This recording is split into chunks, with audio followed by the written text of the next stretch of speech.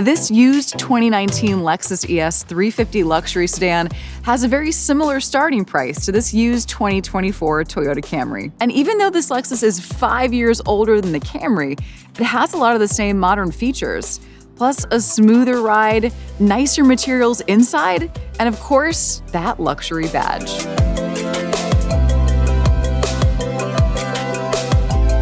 So how's that even possible?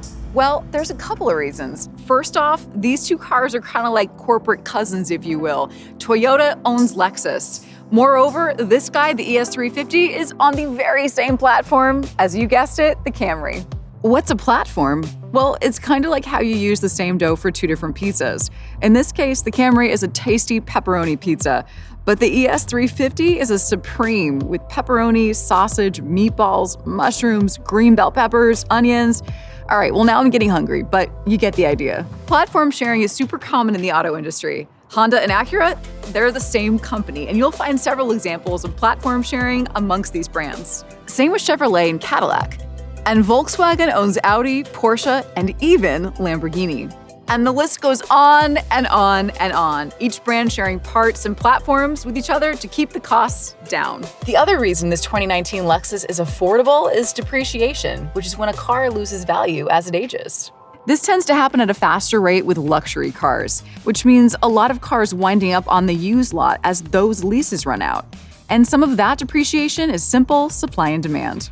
And that means prices come down faster than a comparable non-luxury vehicle. And because the luxury vehicles get all that cutting-edge tech first, that loss can be your gain. Okay, so let's take a closer look at our two examples. Let's see how the ES350 stacks up against the Camry. The Lexus gets a more powerful engine that comes standard. In our opinion, seats that are far more comfortable. And overall interior styling that's more refined with nicer materials.